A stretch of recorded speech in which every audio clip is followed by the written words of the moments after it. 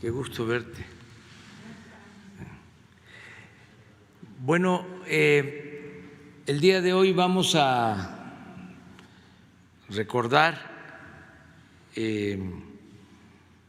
pues el hecho histórico lamentable de la represión del 10 de junio de 1971,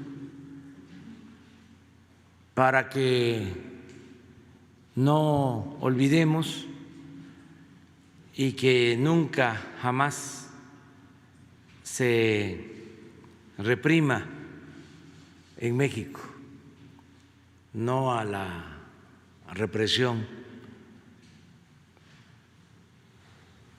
ni a estudiantes ni a ningún ciudadano, no a la represión, no a la tortura, no a las desapariciones forzosas,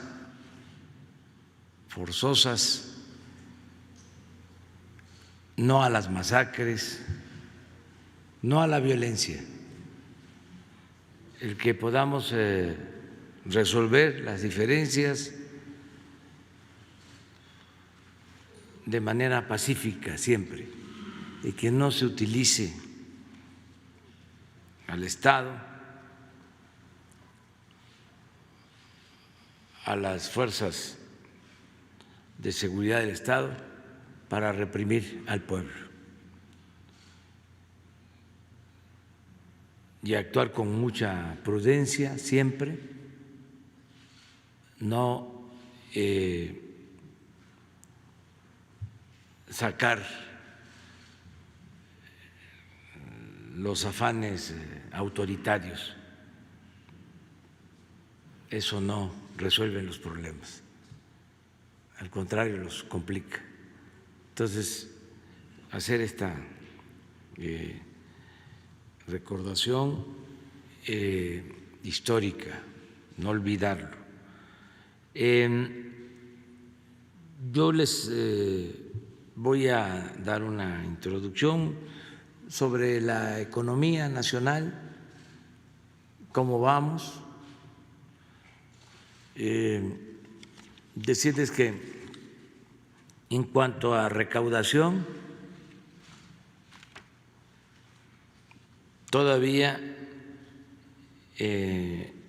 estamos en términos cuantitativos arriba de lo que se recaudó el año pasado. Si consideramos el periodo del 1 de enero al 8 de junio del año pasado y se compara con el periodo del 1 de enero al 8 de junio de este año. En ingresos tributarios tenemos cuantitativamente alrededor de 50,000 millones de pesos adicionales. Y en total de ingresos, 35,000 millones en términos cuantitativos. Si hablamos de incrementos en términos reales, en tributarios tenemos 0,9 de incremento y en ingresos totales menos 0,7. Así estamos. Esto es hasta cierto punto alentador porque estamos tocando fondo con la crisis económica. Sin embargo, en recaudación de impuestos, lo que tiene que ver con el impuesto sobre la renta, en el periodo al que hice mención, tenemos 1,3% de aumento en el impuesto sobre la renta. Y en IVA tenemos un aumento del 0.5%, a pesar de la situación tan complicada. En cuanto al peso, poco a poco se ha ido recuperando nuestra moneda. Ya sabemos, estábamos en el primer lugar entre las monedas del mundo que más se habían apreciado con relación al dólar hasta febrero. Sin embargo, con la crisis se presentó una depreciación que al día de hoy es de menos 7.6%. Desde que llegamos al gobierno hasta el día de hoy. Lo que antes se conocía como devaluación y ahora eufemísticamente se le llama depreciación, es de menos 7.6%.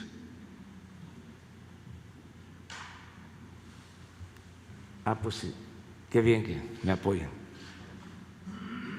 Así estamos. Si solo consideramos este año, la crisis de este año, hay otra lámina, esto aumenta al 15%, la depreciación.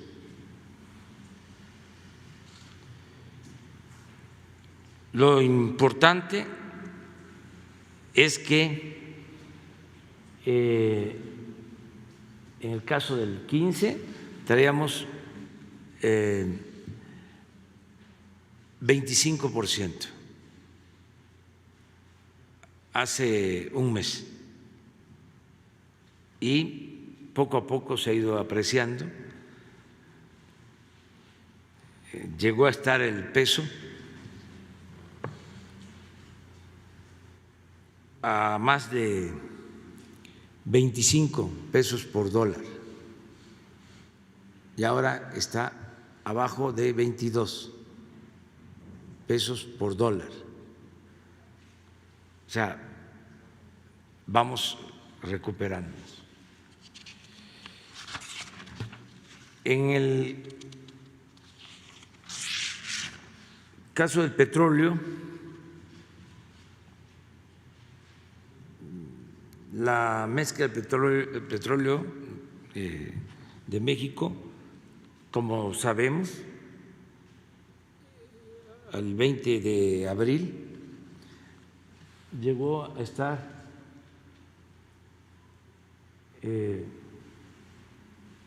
bajo cero. No vendimos esos días, no se vendió. También para que se tenga ese dato, nos aguantamos esos días. Y afortunadamente, en un poco más de un mes, repuntó y ya está en $33.97, casi $34 por barril.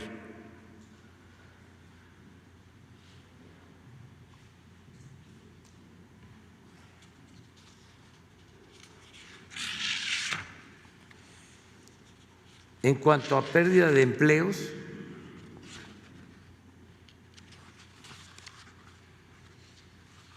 en abril se perdieron solo de economía formal, de acuerdo a los trabajadores inscritos en el Seguro Social, en abril 550,000 empleos. Creo que esa no la tenemos ahí. 555,000 empleos.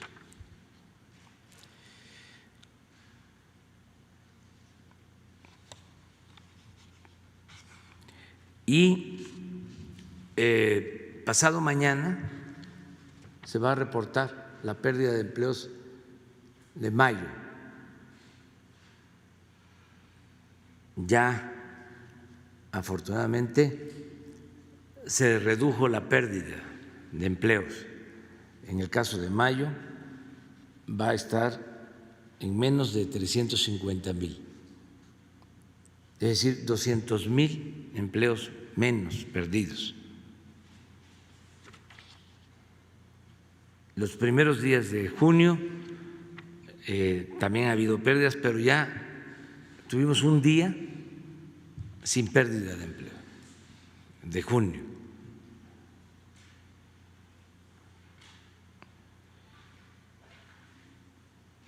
Mi pronóstico es que vamos a perder en empleos de la economía formal alrededor de 1,000,000 con la crisis. Por eso estamos incentivando la economía para crear 2 millones de nuevos empleos y se están otorgando, como ustedes saben, 4 millones de créditos para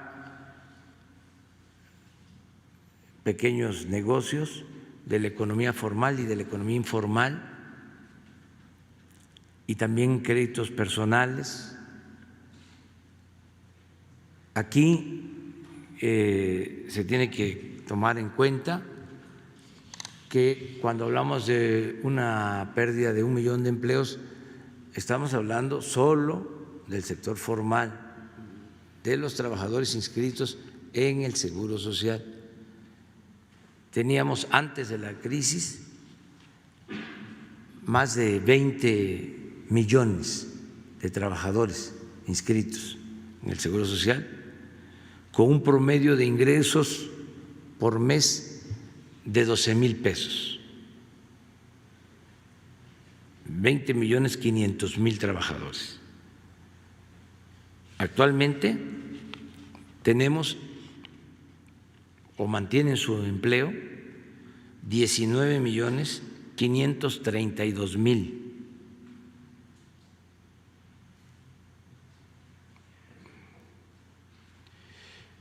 Pero el efecto mayor, el daño mayor, lo ha recibido la economía informal. Mucha gente que vive al día. Por eso se está apoyando con los créditos y con todos los programas sociales, con esta estrategia de apoyar de abajo hacia arriba, proteger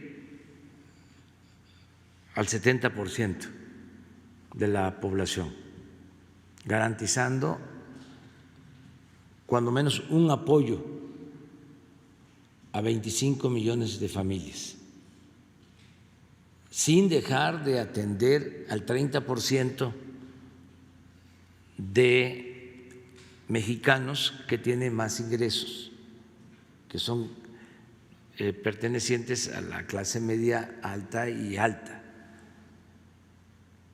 que estimamos son 7 millones de familias. He venido explicando que es ayudar abajo, de abajo hacia arriba, pero para beneficiar a todos, porque si se apoya de abajo hacia arriba, se fortalece el consumo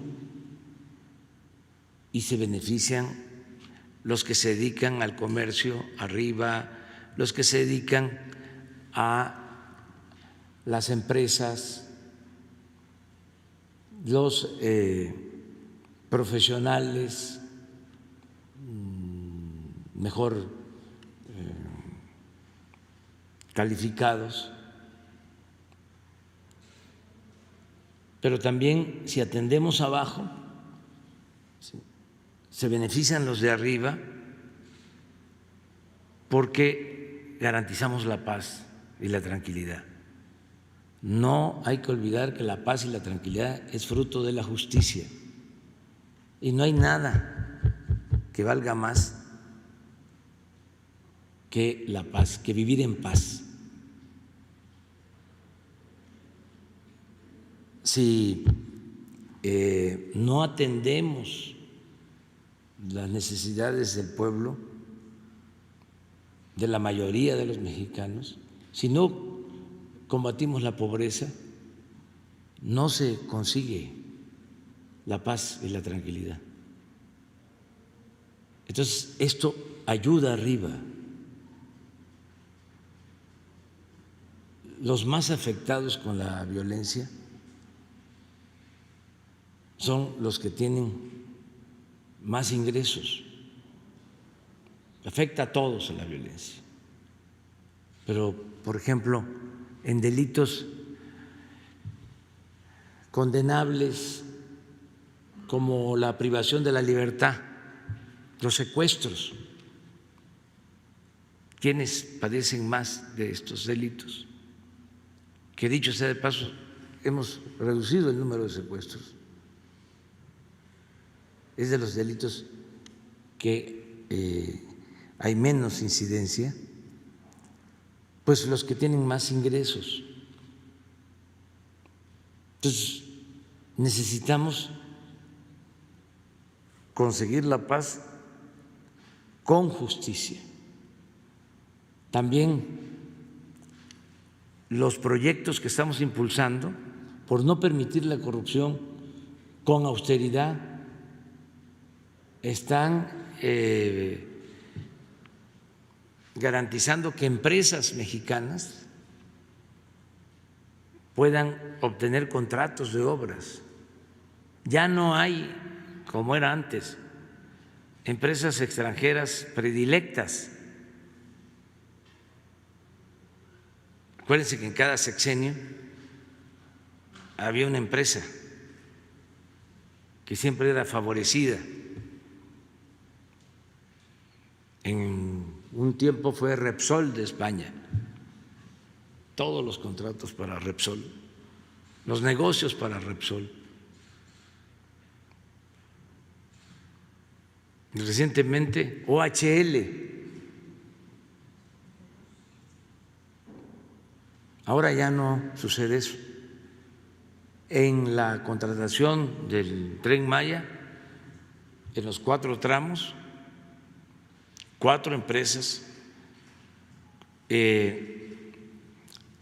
con participación mayoritaria de empresarios mexicanos. Son contratos, los 4, de alrededor de 80,000 millones de pesos. Entonces, esto ayuda, ¿sí?, también a los sectores de más ingresos. Y otra manera de ayudar a todos es lo del tratado de libre comercio con Estados Unidos, que va a entrar en vigor el día 1 de julio. Aquí se ayuda a muchas empresas extranjeras y nacionales. Solo en la maquila son 3 millones de empleos. La industria automotriz, que ya empezó sus actividades, 1 millón de trabajadores. Y México tiene una situación muy favorable y por eso tenemos confianza de que va a llegar más inversión extranjera por el tratado, y todo esto nos va a ayudar a reactivar la economía. Ayer hablábamos de cómo estamos pensando, cuál es nuestra proyección para recuperarnos en lo económico. Algunos analistas hablan de que va a ser como una L, que caímos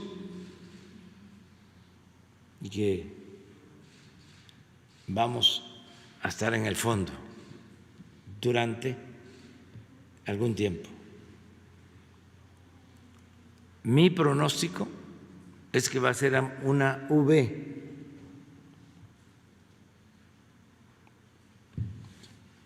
que caímos, tocamos fondo y vamos para arriba.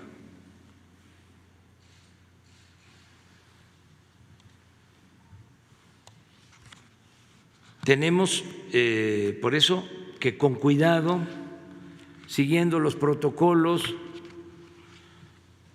de salud, ir abriendo, así como se abrió la minería, la industria automotriz, la industria de la construcción, ir poco a poco con otras ramas de la economía, el turismo,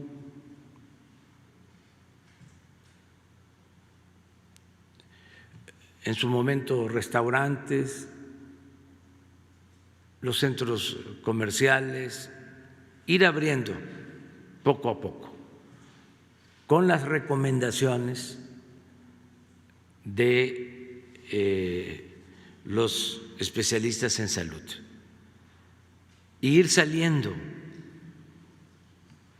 También no podemos quedarnos solo en nuestras casas.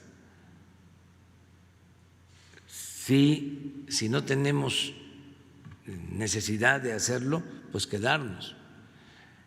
La población mayor, los adultos mayores, ancianos, respetables, cuidarlos. Ahí sí, cuidarlos, como ha venido sucediendo, que se les cuide. Quienes padecen de enfermedades crónicas, lo mismo, cuidarse, y todos cuidarnos, pero aprender nosotros y ser independientes, autónomos, que no estemos recibiendo órdenes, que actuemos siempre con libertad y con responsabilidad, saber cómo nos tenemos que cuidar, qué no podemos hacer y también qué debemos hacer. No solo qué no hacer, sino qué sí se puede hacer, qué sí debemos hacer. Ya empezar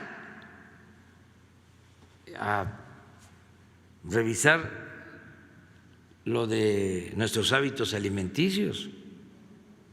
Ya eso ya, ¿para qué esperar?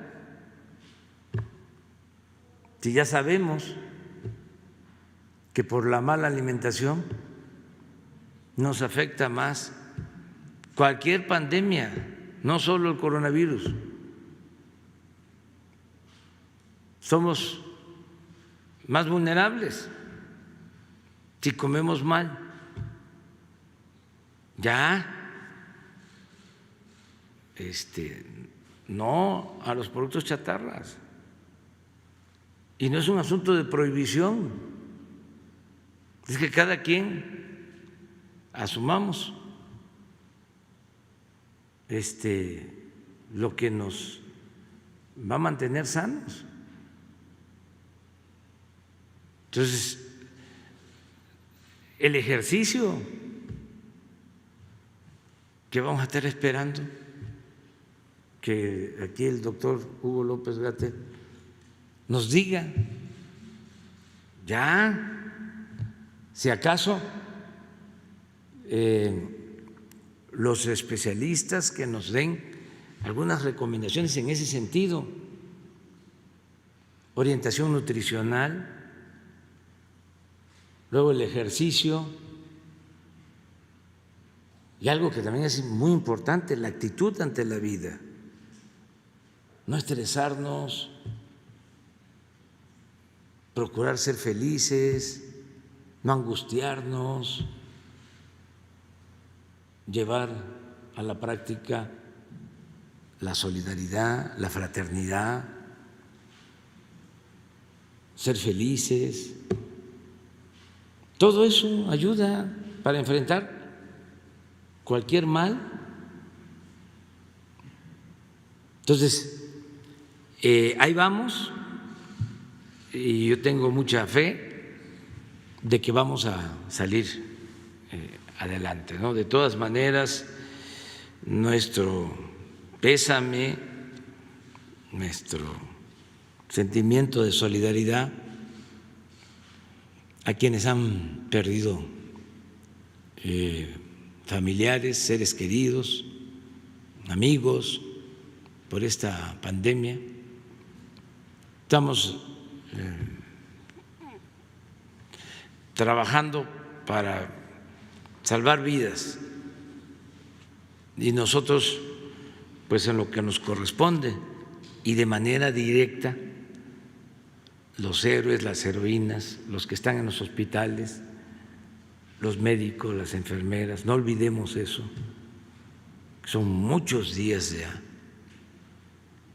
y están ahí ayudando. Entonces, ese es el mensaje.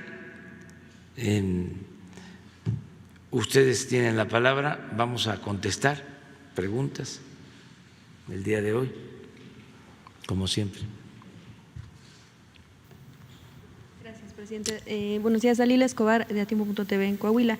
Preguntarle cómo entender el consenso que se está buscando lograr entre la Federación y los estados, cuando se menciona justo desde la Federación que se está teniendo pues acuerdos con los gobernadores, estas reuniones que se hacen con la Conferencia Nacional de Gobernadores, la CONAGO, cuando existe un bloque de al menos 9 gobernadores del país, principalmente del norte, que afirman que no se van a apegar al semáforo que están pues publicando ustedes cada viernes para aplicarse a partir de los lunes siguiente. Y bueno, sobre todo cuando, por ejemplo, en el caso de Coahuila ya se ha mencionado que al menos los eventos que se van a tener de aquí a final de año, pues al menos los que están directamente relacionados con el gobierno estatal, pues se van a suspender. ¿Cómo encontrar este consenso y sobre todo, bueno, pues también cómo encontrar un acuerdo y que la gente no se sienta un tanto pues confundida por las situaciones o bueno, las indicaciones que se dan a nivel federal y las que se dan a nivel regional? Y también, bueno, pues lo que tiene que ver con el tema, sobre todo cuando la responsabilidad se está trasladando a los gobiernos estatales y también a los empresarios que están abriendo ya algunas de las industrias. ¿Cómo lograr este acuerdo? Pues con diálogo, sin confrontación, con paciencia y no caer en ninguna provocación. Nosotros no tenemos diferencias con los gobernadores. O sea, nosotros tenemos que actuar con responsabilidad. Podemos tener diferencias políticas, ideológicas, se manifiestan a veces, ¿no? Pero hay un trabajo coordinado que siempre se lleva a cabo en todos los estados. Y quisieran algunos pues que se presentara confrontación con el gobierno federal. Todo esto también hay que ubicarlo en el marco de los procesos políticos electorales vienen las elecciones, mencionabas Coahuila, hay elección en Coahuila, va a haber elecciones el año próximo en 15 estados, se van a renovar gubernaturas, los poderes ejecutivos locales, presidencias municipales, hay elección para diputados federales en los 300 distritos electorales federales. Entonces, esto es lo que lleva a que se quiera agarrar bandera y, por ejemplo, echarle la culpa al presidente de lo que sucede en un estado, porque es un asunto partidista, nada más que eso es de mal gusto, eso es politiquería. Y yo, pues, con todo respeto, no voy a permitir que ninguneen la investidura presidencial. No se puede permitir eso. Ahora estamos en Chihuahua abriendo presas para pagar una cuota que se tiene por un convenio con Estados Unidos desde los años 40. Hay que dar una cantidad de agua a Estados Unidos. Es un convenio que se suscribió desde hace muchos años, desde los años 40 del siglo pasado. Y corresponde ahora entregar agua. Y agarran de bandera algunos que quieren ser diputados, por ejemplo, de los partidos, de que no se permita que se cumpla con el compromiso de entregar el agua. Si no cumplimos con ese compromiso, pues hay sanciones en donde salen perjudicados pues los mismos productores, porque si nos cierran la frontera o hay aranceles porque no se cumple con un tratado internacional, pues eso nos afecta. Pero como hay elecciones en Chihuahua, ahí andan, ¿no?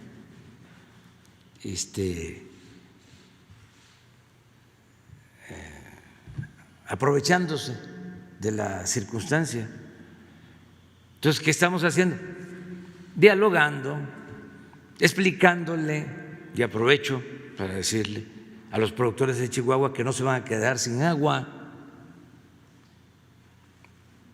y que nosotros no podemos incumplir un tratado, un acuerdo internacional, que además se ha venido cumpliendo desde hace 80 años. ¿Por qué ahora no lo vamos a cumplir? Entonces, eso es lo que sucede, que como vienen las elecciones, hay quienes piensan que así van a sacar votos, ¿no? Entonces, ¿considera que más que preocupación por la salud de los pobladores de cada estado, pues es más bien un interés político electoral? Sí, en muchos casos sí. No, pues hay legisladores expertos en materia de coronavirus. Desde el principio se pusieron su cubreboca y salían hasta con batas a dar conferencia y a hacer recomendaciones. Pues eso no nos corresponde porque pues no somos sabelotodo, todólogos. Una cosa es un legislador, un político, que además, dicho sea de paso, la política es un noble oficio. Es tan limpia la política que ni los más sucios políticos han podido mancharla. La buena política. Imagínense, se inventó, entre otras cosas, para evitar la guerra. Política es transformar. Política es buscar el bienestar, la felicidad del pueblo. Todo eso es política. Pero cuando hay ideales, cuando hay principios, cuando se busca nada más el cargo, es la lucha del poder por el poder, pues eso no es política. Entonces, todos tenemos que actuar de manera responsable. En un segundo tema, presidente, de lo que presentó ayer el bloque opositor amplio, por supuesto surgieron algunas críticas en torno a que no era información verificada y se presentó, bueno, pues como un hecho, además señalando a ciertos grupos, a ciertas personas incluso. Hay quienes también acusan que es un distractor, lo llaman a que se enfoque el gobierno federal a los temas importantes, de acuerdo con lo que mencionan, y bueno, pues incluso también algunos señalamientos de que el único BOA pues es el de la Santanera. ¿Qué dice usted respecto a este tipo de señalamientos que hicieron? ¿Sabe por qué le pusieron la Santanera? Porque Carlos Colorado era el director de la Santanera, de Santana, Cárdenas, Tabasco, Sánchez Magallanes, de allá era Carlos Colorado, director de la Santanera. Pues yo lo que hice fue dar a conocer el documento que me entregaron. Son dos, sí entregaron los dos, ¿no? Pues no afecta en nada. El que no tiene injerencia en ese asunto, pues ¿qué le preocupa?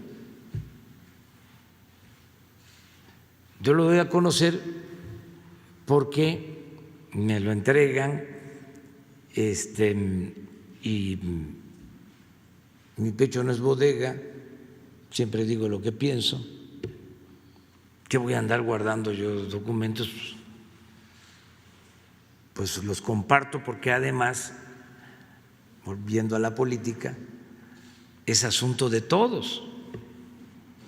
Antes la política era asunto nada más de los políticos. Entonces yo tengo que estar informando a la gente constantemente y es muy conveniente que en la democracia se actúe con transparencia, no tirar la piedra y esconder la mano. Lo que no debe de existir es la hipocresía. ¿Cómo se van a enzarapar? ¿Sí? Pues se van a poner no cubrebocas, sino caretas, máscaras, y van a aparentar algo que no lo son. Van a decir que son liberales, que son independientes, cuando son conservadores. Entonces, fuera máscaras. Además, no tiene nada de malo. Yo recuerdo siempre lo que decía el doctor Salvador Nava, opositor. Decía, aquí en San Luis hay dos periódicos. Uno, abiertamente en contra de nosotros. Y otro pseudo plural, pseudo independiente. Decía el doctor Nava, el que más nos daña es el pseudo plural, el pseudo independiente. Entonces, eso había mucho antes. Acuérdense que habían hasta candidatos independientes y se volvió moda eso. Igual en el caso de la prensa, yo no tomo partido, yo soy independiente. Cuando no se toma partido en un momento de transformación es porque se tiene partido,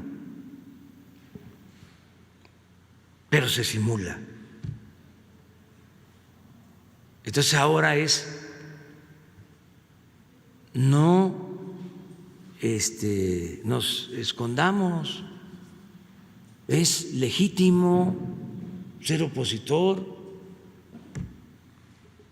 y estar en contra del gobierno y de la transformación y de el cambio de política económica. Todo eso es normal en una democracia. ¿Pero no considera que debió verificarse antes la procedencia de este documento? Se ha señalado incluso que desde el mismo el interior del propio gobierno federal pues surgió, incluso bueno, el expresidente Calderón habla de que en todo caso sería legal y en todo caso también sería una cuestión de espionaje por parte del gobierno. No, ¿cuál espionaje? Si ya no hay, no es el tiempo de García Luna.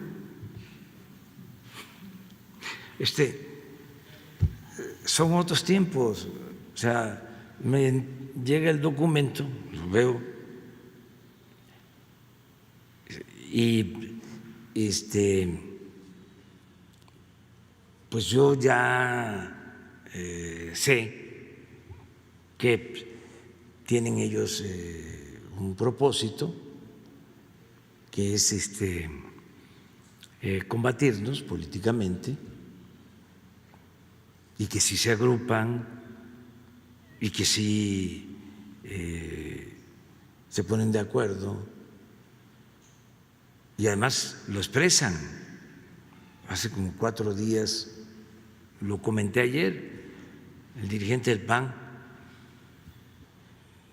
en una declaración al Reforma, expresa, y es legítimo, que va a luchar para que no tengamos nosotros mayoría en la Cámara de Diputados y de esta manera puedan darle marcha atrás a todas las reformas que se han impulsado. ¿Cuáles son esas reformas? ¿Para qué quieren tener mayoría? Votaron en contra y eso lo voy a seguir diciendo. Yo ofrezco disculpa. Votaron en contra de la pensión a los adultos mayores. Votaron en contra de la pensión a niñas y a niños con discapacidad. Votaron en contra de que se entregaran becas a estudiantes de familias pobres. Votaron en contra de que la atención médica y los medicamentos se otorguen de manera gratuita. Entonces, ¿eso es lo que quieren? Cambiar el artículo 4 constitucional para que no sea obligatorio el que se apoye a la gente humilde. ¿Qué otras reformas no les gustan? No quieren que esté en la Constitución la condonación de impuestos, la prohibición a la condonación de impuestos. Para eso quieren tener la mayoría. Quieren tener la mayoría para que se quite de la Constitución de que la corrupción es delito grave. Esas son las reformas que les molestan. Entonces, es legítimo, ¿sí?, que nada más que no se ensarapen, que den la cara, que expliquen por qué se opusieron, votaron en contra de la reforma del artículo 4 para elevar a rango constitucional las pensiones de los adultos mayores. A ver, que lo expliquen. No que votan en contra y se quedan callados y no quieren que se sepa. Esa hipocresía ya no funciona. Y el caso de los intelectuales orgánicos, pero si hasta me insultan, hay evidencias de que hay un concurso para ver quién es el que más me insulta, porque así lo dije ayer, mantienen pues sus posturas y sus ingresos.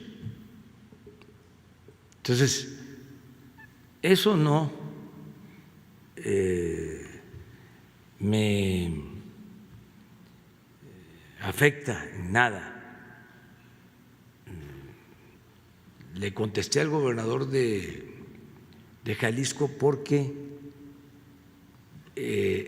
ahí es distinto. O sea, un periodista, ustedes pueden cuestionarme, a todos.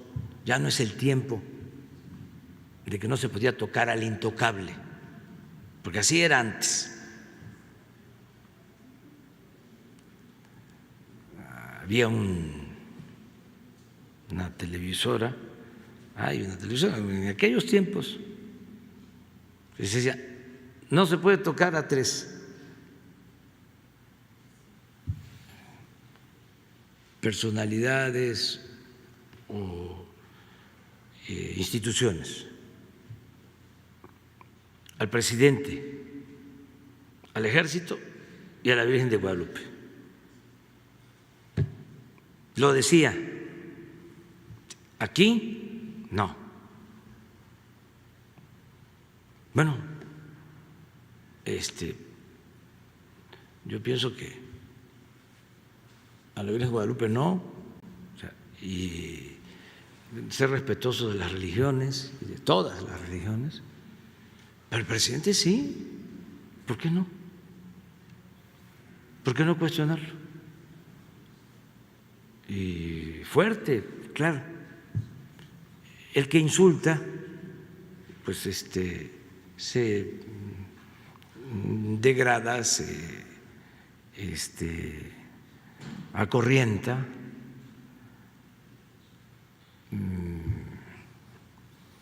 No hace falta insultar, pero sí criticar. Ahora, una autoridad es distinto. O sea, un gobernador que le echa la culpa al presidente de que está promoviendo, ¿sí?, una ilegalidad, pues sí comete, sin un delito, pues un acto de imprudencia, porque pues no solo es decir, a ver, presente las pruebas, sino, a ver, denúncieme. Eso es distinto. O sea, si somos autoridad, estamos obligados a actuar con responsabilidad. Pero los periodistas, con toda libertad. Ya que habla de autoridades estatales, nada más permítame por favor un tercer tema que tiene que ver con las declaraciones que dio el gobernador de Puebla, Miguel Barbosa, en torno a pues desestimar las desapariciones principalmente de mujeres. Lo que él denuncia, bueno, más bien lo que él declara es que muchas de las mujeres que reportan como desaparecidas después aparecen con el novio. ¿Usted considera que una autoridad debería de hacer este tipo de declaraciones? No está bien eso. Pero eso corresponde a cada quien.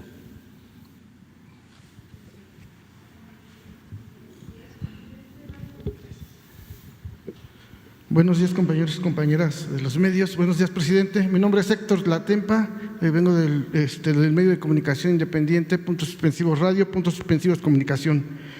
Presidente, ya que estamos con el tema de economía nacional, yo quisiera hacer hincapié con ese ensayo de política, de la nueva política económica en tiempos del coronavirus, que hace poco usted publicó ese ensayo, en el cual consideramos, pues sí, que es muy importante y como usted lo escribió, que es indispensable vincular la economía con estos 5 principios, que es la democracia, la justicia, la honestidad, austeridad y bienestar. Y también que no olvidemos pues el fortalecimiento de valores culturales, morales y espirituales. Ya le dimos en el medio una revisada y cada vez que tenemos oportunidad, una vez a la semana, vamos revisando punto por punto con la audiencia y revisando todo el ensayo, que es muy interesante. Considero primero que ¿cómo hacer, presidente, para que no nada más esto se quede en los medios? Porque bueno, los medios independientes, los que podemos lo estamos publicando, ¿no? Pero los medios masivos no vemos nada de esto en la tele ni en la radio. Y lo digo y lo comento porque es importante que llegue a todas las comunidades, a todos los pobladores, a todos los rincones, porque esto es la base. El que logre entender esto va más allá de un presidente, de una persona.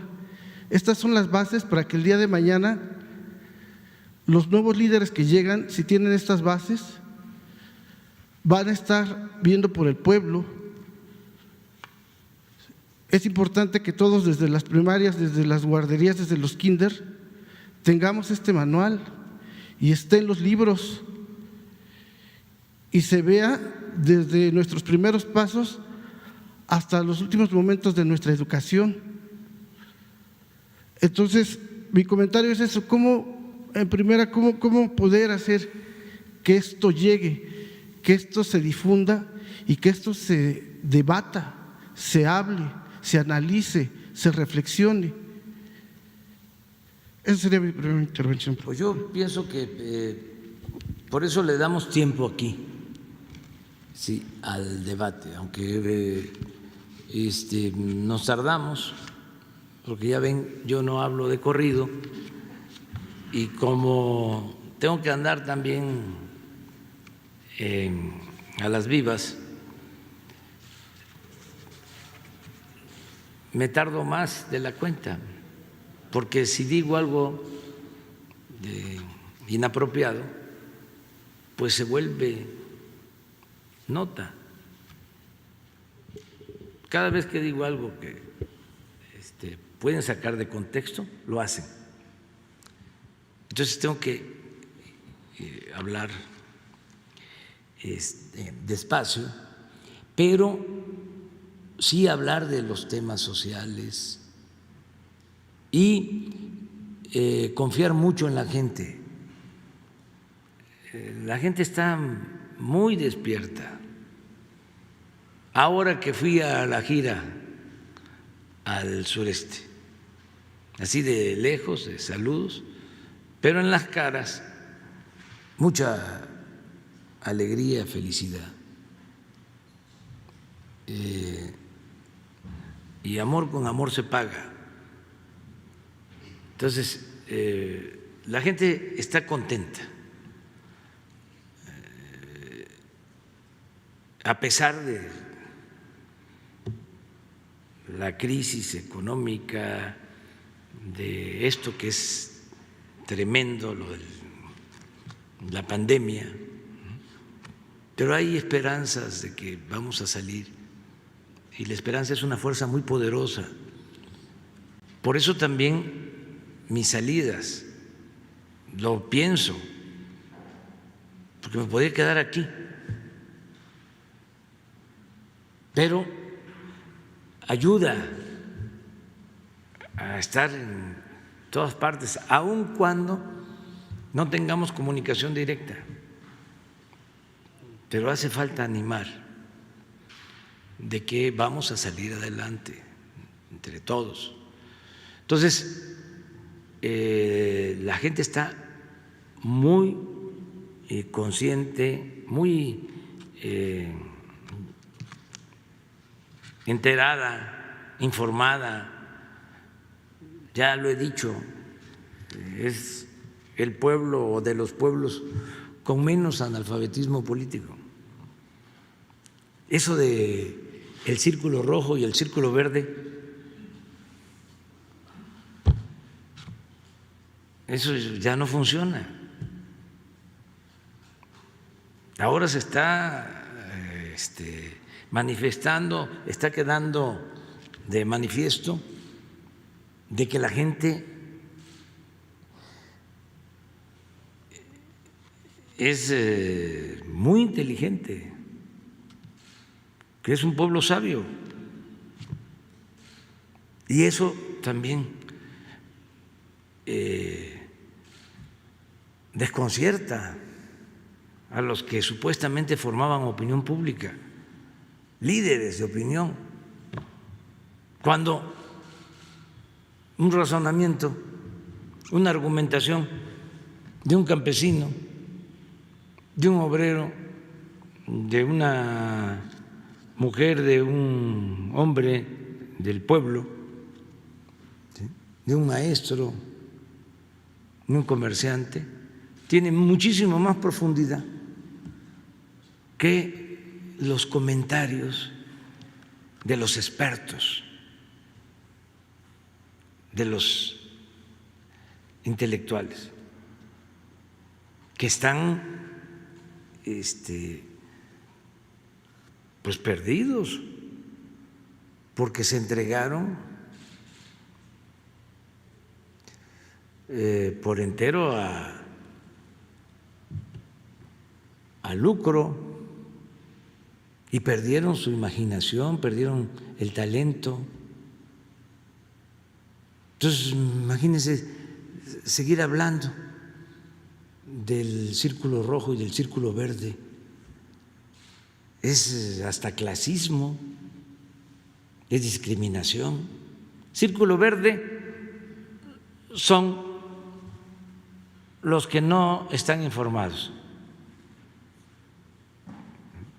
Son, como decían los líderes antes, mi gente, como si fueran objetos, ciudadanos imaginarios. Mi gente, decían los líderes. Ese es el círculo verde. Esos se les manipula. Y el círculo rojo, no, ahí es donde se dan las grandes deliberaciones, son los tanques de pensamiento.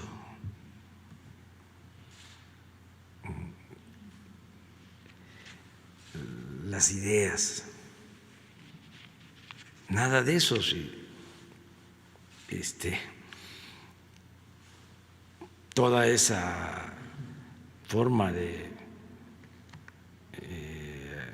ver la realidad está en crisis, es parte de la decadencia. Entonces hay que reinventarnos todos y ajustarnos a la nueva realidad.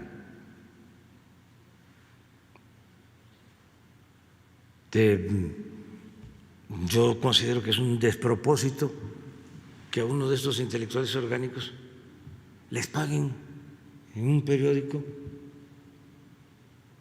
150, 200,000 pesos. Antes hasta 1,000,000 se llevaban por un, como se decía antes, por un maquinazo.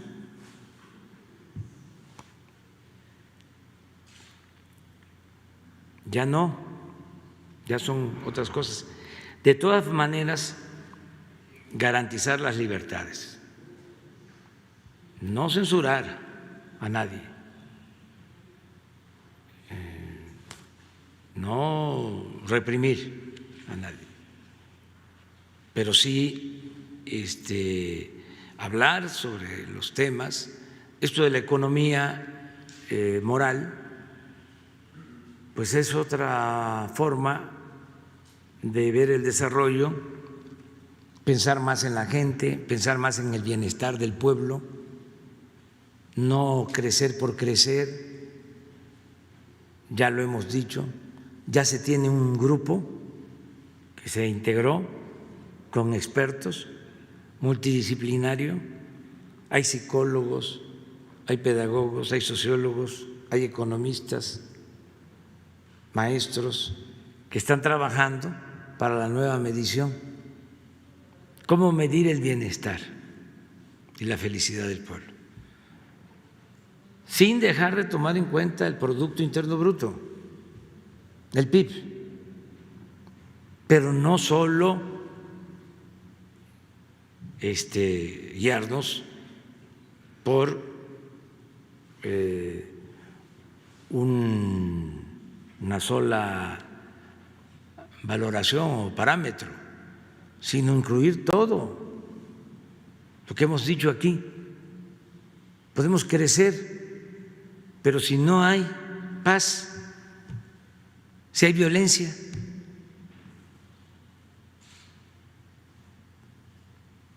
pues ¿de qué sirve el crecimiento así? Podemos crecer, pero si se profundiza la desigualdad, si hay cada vez más pobres, ¿de qué sirve el crecimiento? Podemos crecer, pero si nos volvemos duros de corazón y le damos la espalda al que sufre, ¿de qué sirve el crecimiento? Entonces, tenemos que conjugar todo, lo económico, lo social, lo cultural, acabar con todo eso que nos fueron metiendo, ¿no?, en la cabeza, de que eres naco, no estás civilizado. ¿Cómo vas a hablar así? Tienes que aprender a hablar físico. ¿Cómo vas a hablar tu lengua? ¿Cómo vas a mantener tus costumbres, tus tradiciones? Eso es un atraso. Todo eso que fueron imponiendo, cuando las costumbres, las tradiciones, la lengua es cultura y es más importante la cultura que la educación. ¿Cómo avergonzarnos de eso? ¿Qué es nuestra identidad? ¿Qué es nuestra fortaleza? Todo el racismo que existe, el clasismo que lleva al aspiracionismo, que a todo mundo querer ascender a como dé lugar, sin escrúpulos morales de ninguna índole, triunfar a toda costa. porque necesitamos traer ropa de marca, necesitamos un carro último modelo, las alhajas, la casa. Yo les decía de los políticos que surgen del pueblo, estudiaban en las primarias públicas, como todos nosotros, y de repente van ascendiendo, pasan de diputados a senadores, luego secretarios y todo, y van cambiando de casa, llegan acá a la Ciudad de México, así era antes, y compraban o rentaban una casa en Las Lomas o en el Pedregal.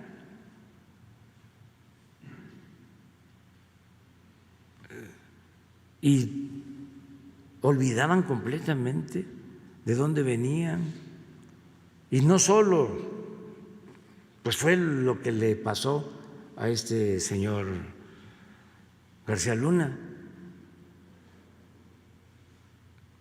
Departamentos en el extranjero, todos, además de las residencias, sus departamentos en Nueva York, en Miami, eso se puso de moda.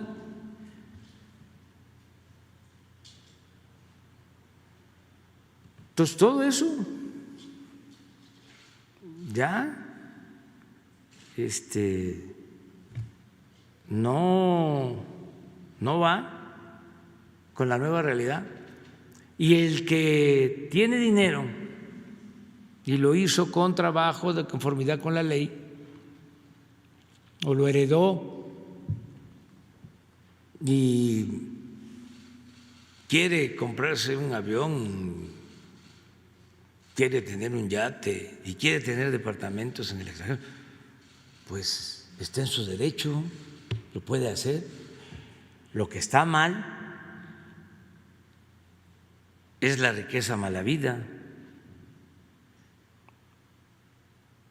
cómo llegaban a los cargos y de la noche a la mañana, todo esto que se ve, cambiaban su manera de vivir. Entonces, sí hay que apostar por una nueva economía moral. Y eso que está en el ensayo, poco a poco se va a ir difundiendo y además la gente ya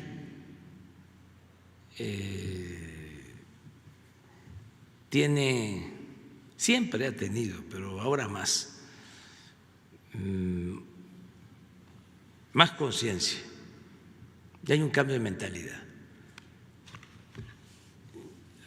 La preocupación es arriba, porque el pueblo tiene los pies sobre la tierra y todo. No, los que están desconcertados son los que vivían de otra manera, guardadas las proporciones. Es lo que pasó cuando se cayó la Unión Soviética. Todos los que se formaron creyendo que ese era el socialismo, o no viendo de que era el socialismo real, cuando se cae eso, pues ¿cómo se quedan? Pues es lo mismo. Imagínense 36 años de política neoliberal, toda la formación individualista, aspiracionista, de triunfar a toda costa, vale el que tiene, aprovecha, no seas tonto. Esto que hablábamos, ¿no? como te ven, te tratan.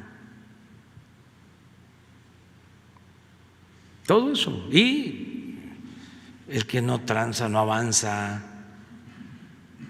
Y la moral es un árbol que da moras y que vale para pura nada. Presidente, ya nada más por último, para que pase el micrófono a los compañeros. Nada más una cuestión que habíamos ya comentado desde hace tiempo, es con situación a la problemática del ESME.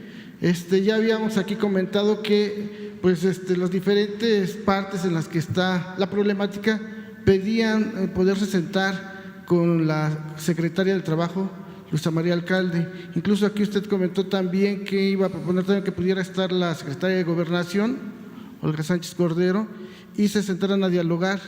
Hasta el día de hoy, bueno, al parecer Luisa María Alcalde, la secretaria del Trabajo, ha hecho algunos comunicados, pero no se han sentado. Ellos siguen esperando, ya que la instrucción que dio usted aquí se pueda llevar a cabo, pero siguen esperando. Está pasando el tiempo, ya vienen nuevamente elecciones, se pospusieron por lo de la pandemia, en donde al parecer Martínez Esparza pues quiere reelegirse, ¿no? Entonces, por lo menos quieren que haya la garantía de que haya votaciones libres y que todo sea pues derecho, ¿no?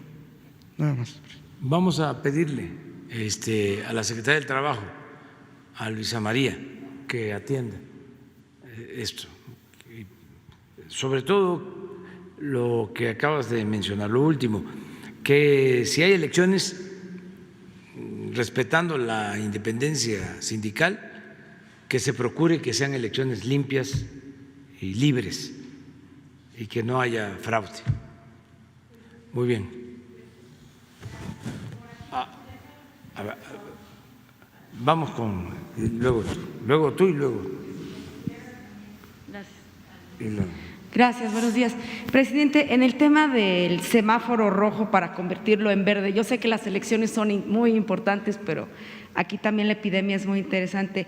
Los pronósticos que está haciendo la Comisión Universitaria para Seguimiento de la Epidemia del COVID en la UNAM dicen que México debe prepararse para una sucesión de olas de la epidemia del COVID, esto durante todo el 2021. ¿Qué le han dicho este grupo de análisis, el propio Consejo Nacional de Salubridad, sobre este escenario para, digamos, el futuro inmediato, el 2021? Y precisar, porque ayer quedó, considero suelto, la parte de si en el Valle de México se va a prolongar este semáforo rojo, también, como dice la UNAM, durante todo el mes de junio. Esto por un lado. Y hablaba usted de las recomendaciones que sí pueden hacer los especialistas. ¿Cuándo va a empezar la campaña nacional para vacunarse contra la influenza? Generalmente se hace en septiembre, ahí en el cambio de estación. Estos temas van coaligados, estos cuestionamientos que yo le estoy planteando. ¿Qué decisión ha tomado su gobierno para empezar esta campaña de la influenza?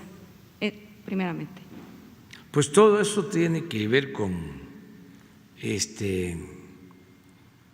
los servidores públicos de salud. Les voy a pedir que hoy en la tarde te contesten. Yo lo que considero y se ha analizado con ellos es de que tenemos que darle seguimiento a la forma en que se manifiesta, se comporta la pandemia, lo que hemos venido haciendo desde el principio, ver dónde cede, por eso lo del semáforo, y tener confianza en las proyecciones que se están haciendo de que sí vamos a ir avanzando. Ya se está logrando que en algunos estados sea menos el número de infectados, de casos nuevos. Esto él lo explica a diario. No sé si tengan esa lámina que es bastante ilustrativa. Es una en donde ponen en azul y en verde sobre los casos nuevos. Entonces, eso es lo que va a ir definiendo cómo se va abriendo. Pero por lo pronto todo junio en semáforo rojo, Valle de México. Es que va a depender de esto. Ayer tuvieron una reunión con los gobernadores. A esto es a lo que me refiero.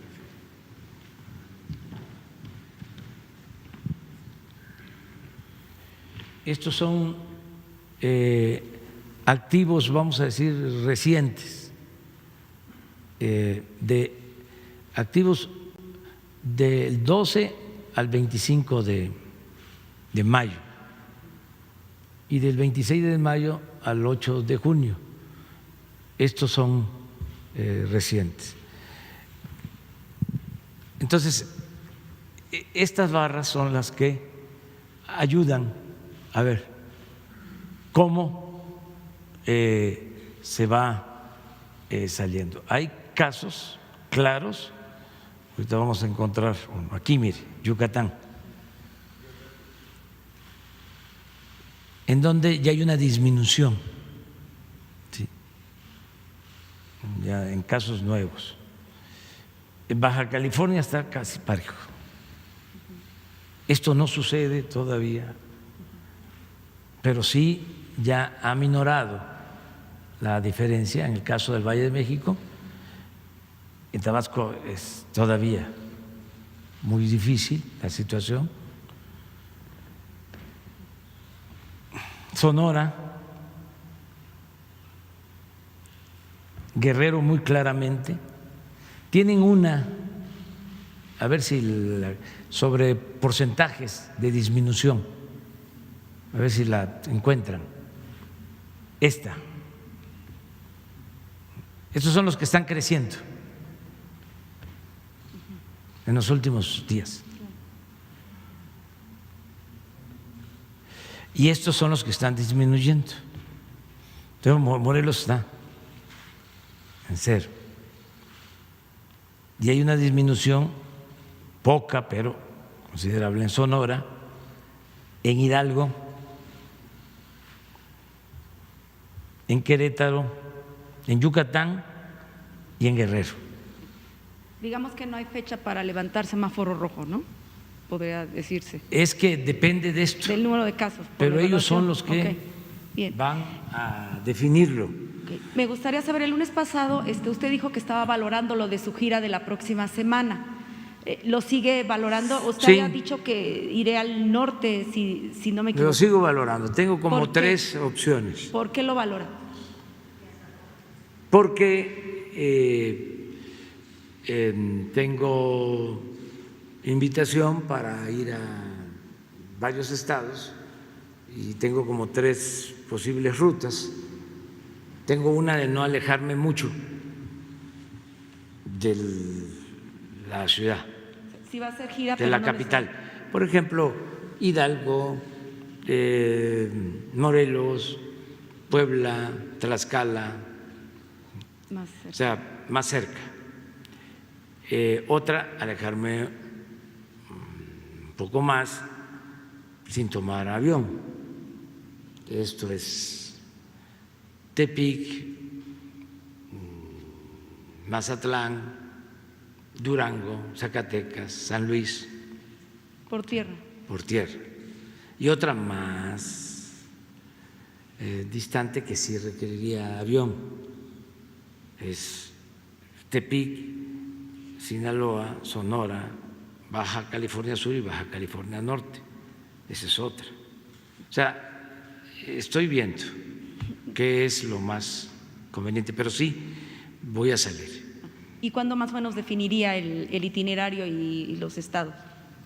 Ya mañana, jueves, tenemos una reunión de salud. Anoche tuvimos una y el jueves otra de valoración sobre lo que está pasando en el país y ellos son los que me recomiendan y también les hago caso. Bajar el riesgo, ¿no? Sí, Okay. y me cuido, pero pues es un virus muy Contagioso. traicionero, que nos anda rondando. Finalmente, nada más, presidente, descarta de plano encontrarse con Donald Trump a propósito del TEMEC y qué pasó con el Plan Nacional de Infraestructura. Bueno, En la ONU está planteando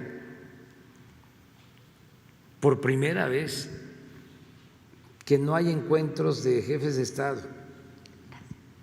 en Nueva York en septiembre. Van a suspender, es posible, la visita de los jefes de Estado.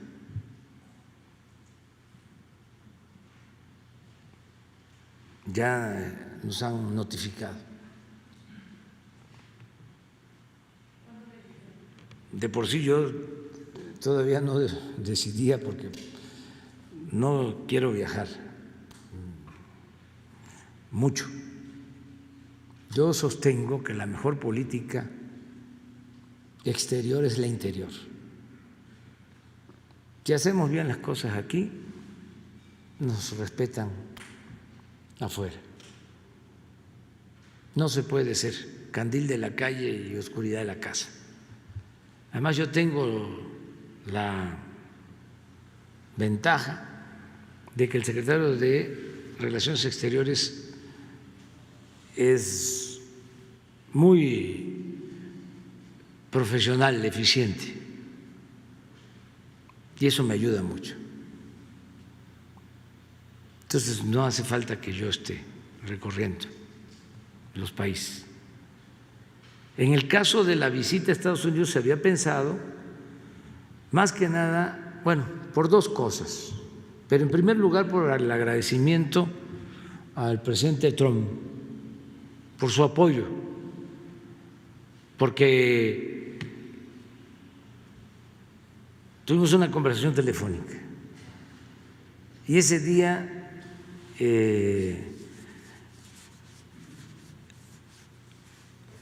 estaba muy compleja la relación entre los países productores de petróleo, porque nos pedían a nosotros una disminución como de 200, 300 mil barriles diarios.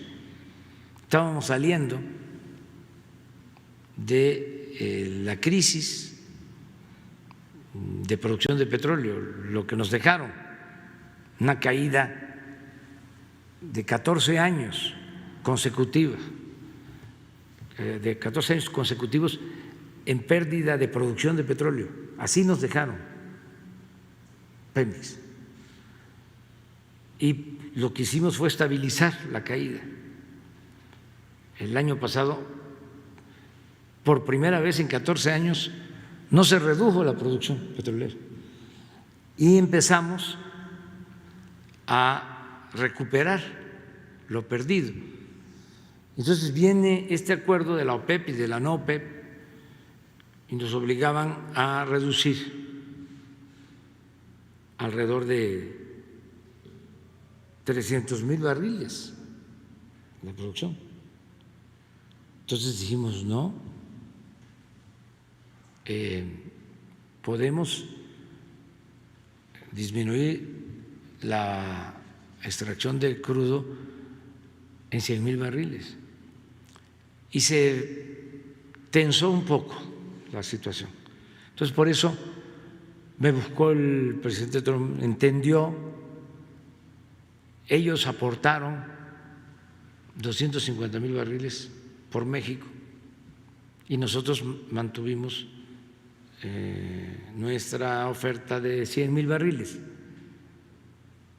y ya se cumplió con eso, cabalmente, porque hay países que se comprometieron a disminuir la producción y no lo hicieron. De todas maneras, se logró con esto estabilizar los precios, porque por eso fue que aún con el acuerdo se cayó el precio. Y él me lo planteó ahí. Dice, si no llegamos a un acuerdo, se va a caer, no va a valer el petróleo. Y en efecto, así fue. Al poco tiempo, -0, se cayó. Entonces, por una sobreoferta. Entonces, en esa plática, cuando llegamos al acuerdo, le planteo de que teníamos dificultad con los ventiladores y le pedía yo que nos ayudara. Y se comprometió a ayudarnos y nos ayudó, porque nos han mandado ventiladores que estamos utilizando para la terapia intensiva, que es la fase más difícil, más compleja, lo de terapia. Y ahí se necesita de los ventiladores que no teníamos. Entonces, mi viaje era para agradecer, como tenía pensado también ir a China, porque el presidente de China igual, fíjense cuántos aviones de China a México con equipo médico. Entonces, ese era el propósito. Y lo del tratado, que empieza el día 1 de julio. Pero como están las cosas, pues está en veremos, y lo que sí es que vamos a buscar una comunicación, puede ser por teléfono, aunque es muy difícil ya lo del viaje, o sea, no lo descarto, pero les estoy hablando de que la ONU no permite ya la reunión de jefes de Estado, o se va a posponer, ya no se va a llevar a cabo este año. Claro que si se da el encuentro con el primer ministro de Canadá, con el presidente de Estados Unidos, pues ahí con los cuidados sanitarios básicos, pero así está la situación. Entonces todavía no sabemos. Lo del Plan Nacional de Infraestructura Energética, ya ve que dijeron que iba a ser en enero, luego en febrero. Luego eso ya está. ¿Cuándo va a ser? Ya lo tenemos, lo que pasa que con la pandemia estamos esperando, pues se vino lo de la caída del precio del petróleo, hubo una disminución en el consumo de gasolinas, de diésel, menos movilidad. Aquí hay una cosa que también debemos de tomar en consideración. Se limpió el medio ambiente.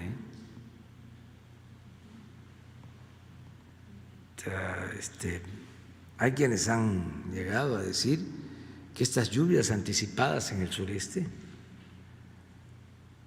tuvieron que ver con eso, porque se dejó de contaminar, ya lleva meses.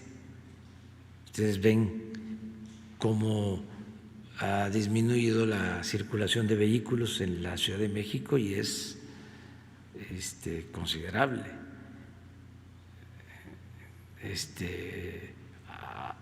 La contaminación ha bajado muchísimo. O sea, de las cosas que puede uno decir positivas, ¿no?, de todo esto, porque llovió mucho en el sureste, está lloviendo en todo el país. Ayer granizadas en Morelia, en Michoacán, y sí, ya es temporada de lluvia, pero en el caso del sureste se adelantó completamente. Y bueno, es parte de lo que estamos valorando y más adelante vamos a presentar el plan. O sea, que disminuyó el volumen de gasolina que se distribuye, de diésel, turbocina bajó al 90%. Y lo mismo energía eléctrica. Además aquí aclaro, porque no se habló mucho, pero nosotros mantuvimos el precio de la luz y se determinó que si se consumía más no aumentaba la tarifa. Eso fue un acuerdo que tomamos, porque antes si el consumo era mayor, de inmediato entraba otra tarifa y por eso pasaba de una cantidad del recibo de 300 pesos, 400 pesos a 1,000, 1,500, porque se consumía más y era otra una tarifa más costosa, se requería tiempo para volver a la tarifa baja.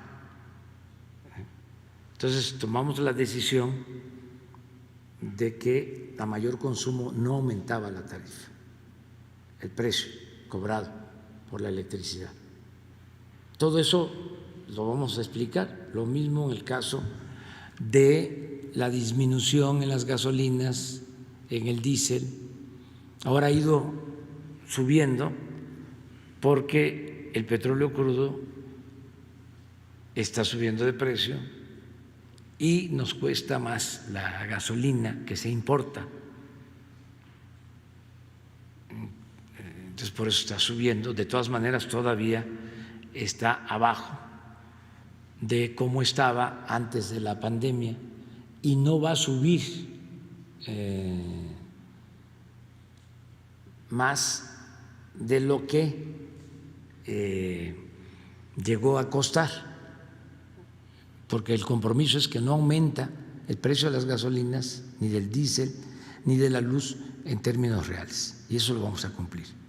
Y si podemos, lo bajamos, pero no aumenta de el precio que se tenía cuando llegamos al gobierno. En términos reales. Faltas tú. Sí, pero que eran las dos ahí. Sí. Hola, buenos días a todos y a todas. Soy Nuri Fernández de La Caracola y lo que quiero plantear es lo siguiente. Estados Unidos está contribuyendo con casi la tercera parte de la infección en el mundo.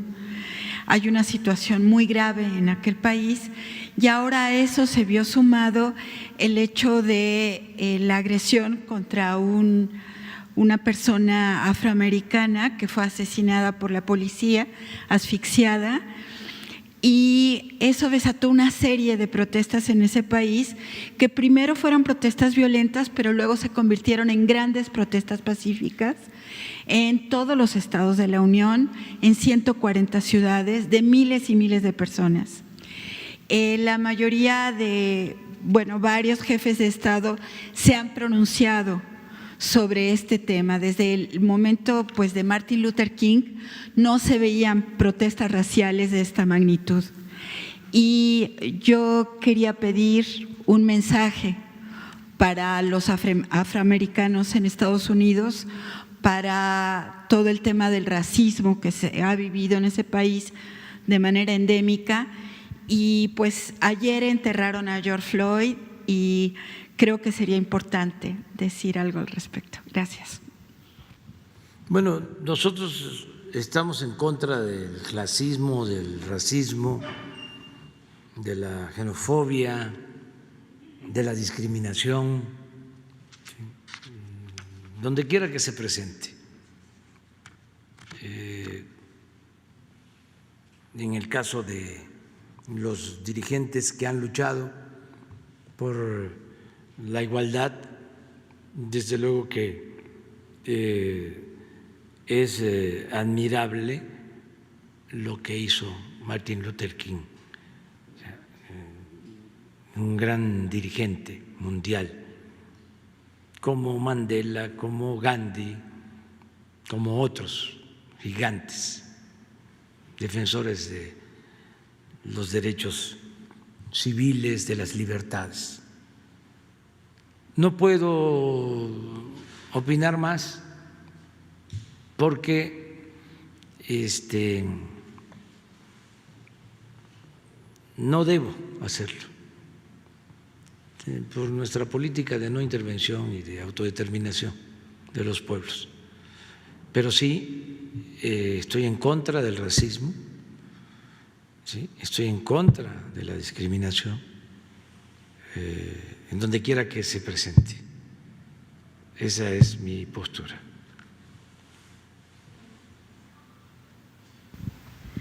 Gracias. Buenos días a todas y a todos. Lisbeth Álvarez, reportera del diario Basta y Grupo Cantón. Regresando al tema del bloque opositor amplio, presidente, ¿cómo es que llegó exactamente el documento a Palacio Nacional? ¿Cree usted que hay un plan de empresarios, políticos para sacarlo de Palacio? ¿Cree que lo puedan lograr? Esos serían mis cuestionamientos. Gracias.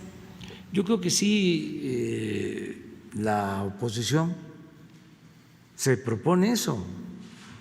Lo que está en el escrito es un objetivo que tienen los opositores, pero es legítimo. Lo único es que se conducen de manera encubierta. Y yo hasta me divierto pues dando a conocer esto porque se tapan tanto, ¿no? Se enzarapan ahí que piensan que nadie lo va a saber. Ahora las cosas en México afortunadamente se saben antes de que sucedan. Todo se sabe. Entonces, los mismos que trabajan con ellos son simpatizantes, pero esto siempre ha sido así. Choferes, sus trabajadoras domésticas, sus profesionales, pues hay mucha simpatía por el movimiento nuestro. Sí, hay gente que pues que por la necesidad tiene que trabajar en estos grupos porque pues tienen que tener ingresos, pueden vender su trabajo, pero no su conciencia. Entonces, por eso nos hacen llegar todo esto. Además, es, repito, legítimo. Ya lo había dicho el presidente del PAN, queremos ganar la mayoría en el Congreso. Y están buscando aliarse, ¿sí? Unirse todos. ¿Cómo es BOA? ¿Cómo es? Amplio. Bloque opositor amplio. ¿AMLO? Amplio, amplio. Sí. Amplio, sí. Es eso. Es un bloque opositor amplio. O sea, vamos a unirnos todos. Eso lo dice en el documento, pero he visto últimamente 2 encuestas. Nosotros no hacemos encuestas porque cuestan y no gastamos en eso. Pero he visto 2 que nos mandan. Una sobre gubernaturas, sobre quién ganaría las 15 gubernaturas, y otra de cómo quedaría la Cámara de Diputados si hoy fuesen las elecciones, o sea, la próxima Cámara. Y esa me llamó la atención porque son varios escenarios. Uno es si van solos, o sea, o si el PAN va solo, o la otra es si va con, ¿cómo se llama el otro partido?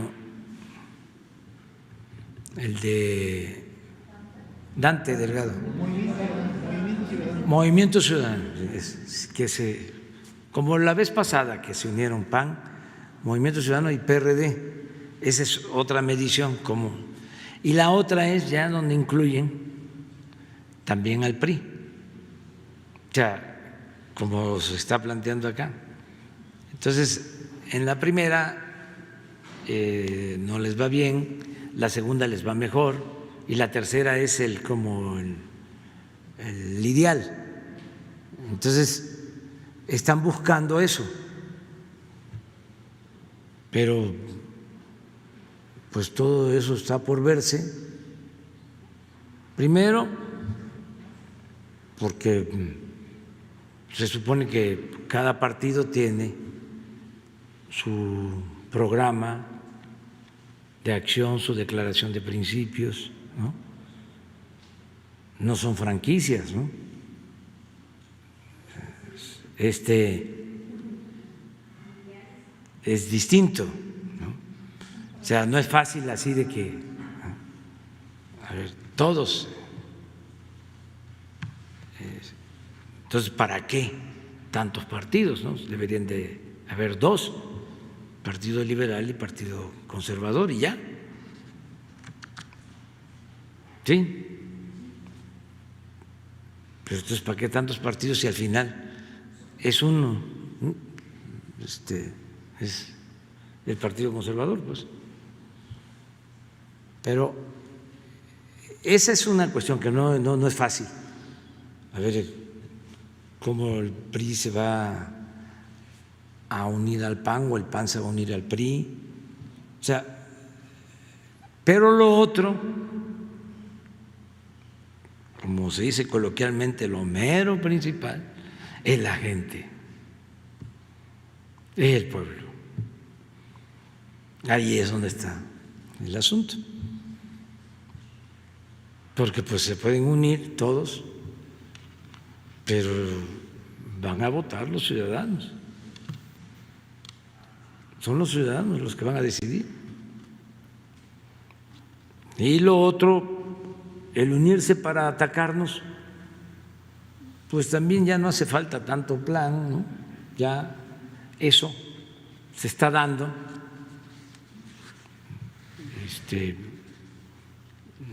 Es normal. Hay quienes se preocupan mucho por lo de las redes sociales. Yo sigo diciendo, benditas redes sociales. Si no fuese por las redes sociales, no se podría transformar a México. Y hay quienes se enojan y dicen, ya no quiero tener Twitter, no quiero tener Face, No. Lo de Twitter, que de repente en contra y eso, está demostrado, más que en Face, que son bots. Está demostrado que no es real. Bueno, uno de los documentos lo plantean de cómo arman, ¿sí?, toda una estrategia virtual con robots, se meten a la red, dicen que han ido avanzando porque lo que iniciaron con robots ahora ya está teniendo efectos y ya con personas, ahora sí que de carne y hueso y un pedazo de pescuezo, ya interactúan. O sea que ya la estrategia de los robots ya está calando, o sea, ya está logrando el propósito de manipular y de engañar y de hacer creer que está mal el gobierno. Pero eso lo dicen en uno de los documentos. Se echaron a andar toda una estrategia de bots de un año, dice el documento, de mayo a mayo. Pero que ya últimamente ya no solo son los robots, sino que ya son gentes que están en contra del gobierno. O sea que es exitosa, dicen, su campaña. Pero, pues todo eso es muy relativo. No hay que decepcionarse del Twitter, no hay que decepcionarse del Face. Hay que seguir utilizando esos instrumentos y son benditas redes sociales, porque pueden echar a andar miles de robots, pero también hay millones de defensores de la causa de la transformación, millones. La vez pasada que me hizo una entrevista, que por cierto van dos partes y viene la tercera, Paco Ignacio Taibo, hablaba yo de mi agradecimiento y ¿quién dije? Epigmenio,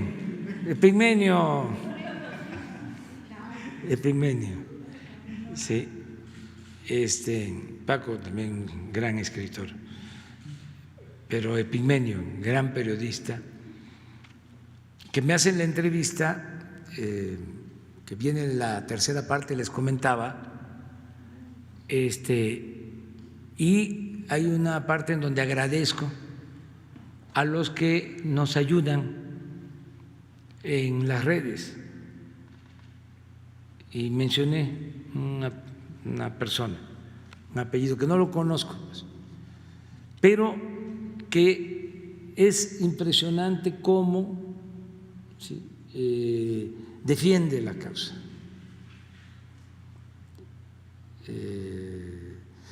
con convencimiento, con cariño, pues. Y así hablé de él porque quise agradecerle a todos, porque son millones de mujeres y de hombres que nos defienden. Entonces existe este medio que antes no existía. Es que antes estaba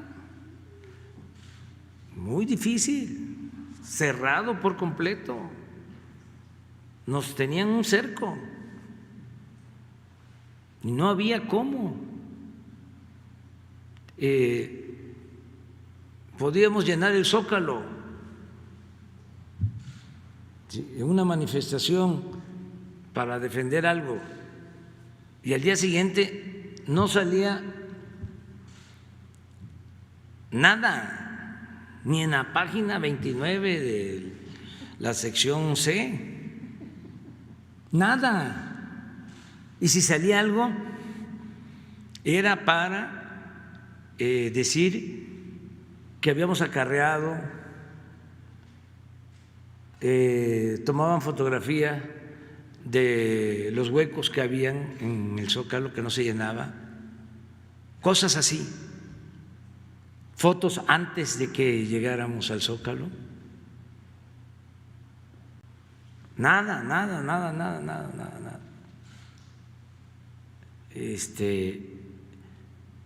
Y ahora no. Ahora, esto mismo que estamos haciendo, claro, es distinto, pero antes de ganar la presidencia, yo me paraba en cualquier lugar y César en ese entonces me grababa y daba yo a conocer mi punto de vista, dónde estaba, qué hacía y eso. Y con eso se rompió el bloqueo. Eso fue un avance, una revolución.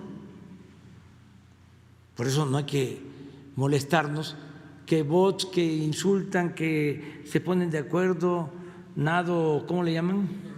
Sincronizado, que sale uno y luego sale el otro, que sale el otro. Pues está bien, no pasa nada. Uno es nado sincronizado y el otro es nado de multitudes. Bueno, nos vemos mañana. Te quedas para mañana. Mañana.